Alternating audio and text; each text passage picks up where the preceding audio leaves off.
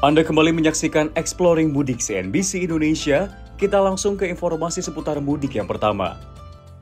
Korlantas Polri mencatat sekitar 41% pemudik telah kembali ke Jakarta dan sekitarnya.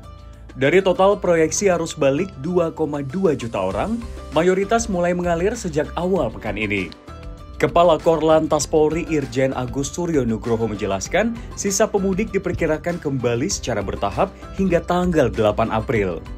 Ini merujuk pada surat edaran Menteri Pan-RB yang menetapkan hari kerja efektif mulai 8 April 2025. Artinya, arus balik diprediksi akan terurai pada tanggal 5, 6, 7, hingga puncaknya pada tanggal 8 mendatang. Untuk itu, Korlantas menyiapkan rekayasa lalu lintas bertahap guna menjaga kelancaran arus balik.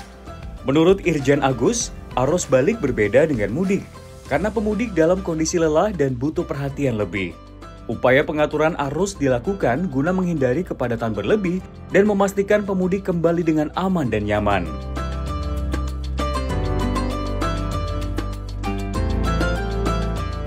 Meski arus balik sudah terpantau meningkat dan libur lebaran hampir usai, namun arus pemudik dari Jakarta masih tinggi. Hari ini atau 5 hari pasca lebaran, 21.000 penumpang tercatat berangkat dari stasiun Pasar Senen.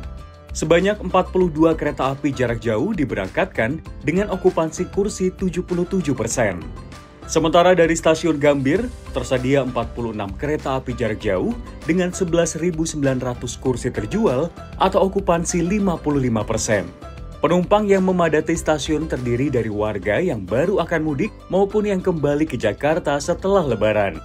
Menanggapi isu lonjakan harga tiket pasca lebaran, PT KAI memastikan tarif tetap mengacu pada regulasi tarif batas atas dan bawah. Sistem tarif fleksibel ini diatur oleh Kementerian Perhubungan untuk menjaga keterjangkauan harga dan melindungi konsumen. PT KAI menegaskan tidak ada lonjakan harga di luar batas yang ditetapkan pemerintah. Penyesuaian tarif dilakukan transparan dan mengikuti mekanisme pasar dalam koridor resmi.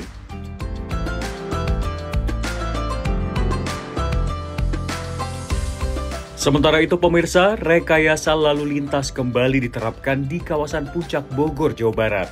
Pada Sabtu siang hari ini, polisi memberlakukan sistem one way dari arah Puncak menuju Jakarta mulai pukul 12 waktu Indonesia Barat. KBO Satlantas Polres Bogor, Ibtu Ardianovianto mengatakan, skema ini diberlakukan guna mengantisipasi kepadatan arus balik lebaran. Sementara itu, skema kontraflow di Tol Jagorawi dari kilometer 44 plus 500 sampai kilometer 46 plus 500 arah puncak resmi dihentikan. Sebagai dampak dari sistem satu arah ini, akses exit Tol Gadok turut ditutup sementara. Jasa Marga Metropolitan Toll Road mengonfirmasi penutupan dilakukan untuk menghindari antrean kendaraan di ruas arteri puncak. Untuk itu, pengguna jalan yang hendak menuju puncak diimbau untuk mencari jalur alternatif atau mengatur ulang waktu dan rute perjalanan agar tidak terjebak kemacetan.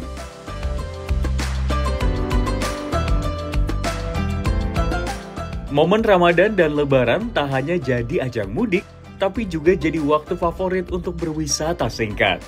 Kereta cepat Wush mencatat lonjakan penumpang, terutama pada rute-rute pendek seperti Halim Karawang dan Karawang Padalarang Tegaluar.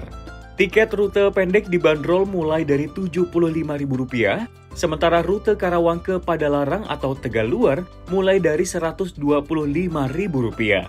KCIC mencatat rute Halim Karawang telah melayani lebih dari 6.500 penumpang selama libur lebaran, alias melonjak dari rata-rata harian 300 penumpang. Rute Karawang Padalarang bahkan lebih tinggi, menembus 10.000 penumpang dengan rekor harian 1.500 penumpang. Antusiasme warga juga didorong promo dan fasilitas menarik. Penumpang bisa naik shuttle gratis ke The Grand Outlet Karawang atau dapat diskon tiket masuk ke Wahoo Waterworld Padalarang.